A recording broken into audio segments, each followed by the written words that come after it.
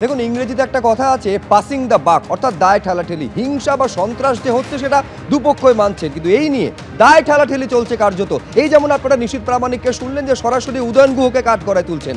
উদয়ন গুহ আবার বলছেন যে অনেক আগে ভোটের অনেক আগেই তো একেবারে সেন্ট্রাল ফোর্স বা কেন্দ্রীয় বাহিনী এসেছে, তারপরেও ব্লক সভাপতিকে আমাদের আক্রান্ত হতে হয়েছে। নির্বাচন কমিশন এর দায় এড়াতে পারে না, ফলে নির্বাচন কমিশনকে বিজেপির পাশাপাশি এই সন্ত্রাস বা হিংসার জন্য কাঠগড়ায় তুলছেন উদয়ন গুহ। কি বলছেন দেখুন। আমি বলছি ইলেকশন কমিশন দায় এড়াতে পারে না, কারণ ইলেকশন কমিশনের আশ্বাসে এই প্রথম একটা নির্বাচন আমি দেখলাম, নির্বাচন ঘোষণা হওয়ার আগে কেন্দ্রীয় বাহিনী পাঠানো হয়েছে। আমার এই বয়সে আমি জীবনে কখনো এই চিত্র দেখিনি।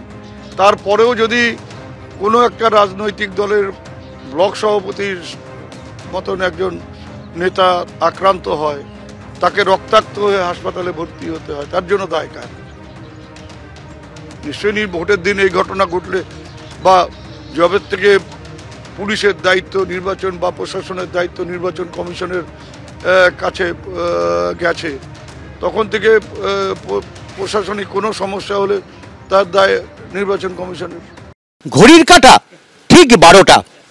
নিশীথ প্রামাণিক তিনি বেরোচ্ছেন তার নিজের কেন্দ্রে ভোট দেওয়ার জন্য এবং তারপরে যাবেন যেখানে যেখানে বিজেপি কর্মীরা আক্রান্ত হয়েছেন খবর পেয়ে।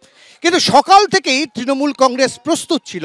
প্রথম দফাতেই তো আপনি তৃণমূল কংগ্রেসকে কিছুটা পিছিয়ে দিলেন কৌশলের জায়গায়। দেখুন, প্রথমত বলবো যে আমার কর্মীদের প্রথমে খোঁজ খবর নিতে হয়েছে। কর্মীদের খোঁজ খবর নিয়ে বিভিন্ন বুথের সমস্যা হচ্ছিল, সেই সমস্ত সমস্যা যতটা সম্ভব মেটানোর চেষ্টা করে এখন আমার নিজের ভোটাধিকার প্রয়োগ করতে যাব।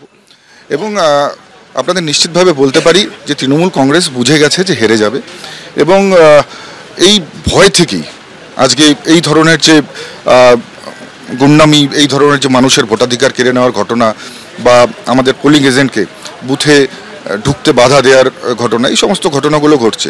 কিন্তু আমরা নিশ্চিতভাবে বলতে পারি যে তৃণমূল কংগ্রেস যতই চেষ্টা করুক না কেন, সাধারণ নাগরিক, সাধারণ জনতা, যারা জনতা জনার্দন রয়েছে, তারা প্রতিবাদ বিভিন্ন জায়গায় কখন আপনার বাড়ির সামনে এসে উদয়ন গুহ ঘুরে গেছেন, আপনার বুথে এসে ঘুরে গেছেন, আপনি তো বাড়িতে বসে একদম নিশ্চিন্তে ফোন নিয়ে। দেখুন, উদয়ন গুহ কী করছেন সেটা আপনারাই জানবেন। উনি যেখানেই যাচ্ছেন সেখানেই প্রভোগ করার চেষ্টা করছেন, গুন্ডামো করার চেষ্টা করছেন। তবে বলবো, গণতন্ত্রের এই উৎসব মানুষকে সঠিকভাবে উদযাপন করতে দেওয়া উচিত আমাদের, এবং জনতা জনার্দন আমাদের জন্য ভগবান, তারা যে রায় দেবে আমরা নিশ্চিতভাবে সেটা মাথা পেতে নেব। এখনো পর্যন্ত যে অভিযোগ আসছে কোচবিহারের তুলনায় কম। দেখুন, বিগত নির্বাচনগুলোতে যে ধরনের সন্ত্রাস হয়েছিল তার তুলনায় কিছুটা কম, কিন্তু নিশ্চিতভাবে বলবো যে তৃণমূল কংগ্রেসের তো এটা একটা অর্নামেন্টাল ব্যাপার। এই গুন্ডামো, এই যে ভায়োলেন্স, এটা একটা তৃণমূল কংগ্রেসের অর্নামেন্টাল ব্যাপার। এটা ছাড়া যতক্ষণ তৃণমূল আছে ভায়োলেন্স ততক্ষণ আছে, যেদিন তৃণমূল থাকবে না এই বাংলা থেকে ভায়োলেন্স এসে। শেষ প্রশ্ন সেটা হচ্ছে যে এই যে এত ঠান্ডা মাথায় ভোটটা আপনারা পরিচালনা করছেন বা আপনি ঘরে বসে ভোট দেখছেন, কি বলবেন, মানে কেন? দেখুন, এক একজনের এক এক রকম স্ট্র্যাটেজি থাকে। নিশ্চিতভাবে আমার যে স্ট্র্যাটেজি আমি নিয়েছিলাম, যেভাবে ভেবেছিলাম সেভাবেই করছি, এবং এখন যাব যেখানে যেখানে ভায়োলেন্স হয়েছে, কিছু কিছু জায়গায় তো বিক্ষিপ্ত ঘটনা ঘটেছে, সেখানে যেতে হবে। সাধারণ যারা আমাদের কর্মীরা, যারা আঘাত পেয়েছে, যারা আহত হয়েছে, তাদেরকে নিশ্চিতভাবে দেখতে যাব। একেবারেই যে কৌশল ছিল সেই কৌশলকে রেখেই তিনি কিন্তু তার নির্বাচন পরিচালনা করছেন। ক্যামেরায় শান্তনু দত্তের সঙ্গে উজ্জ্বল মুখোপাধ্যায়, এবিপি আনন্দ, দিনহাটা।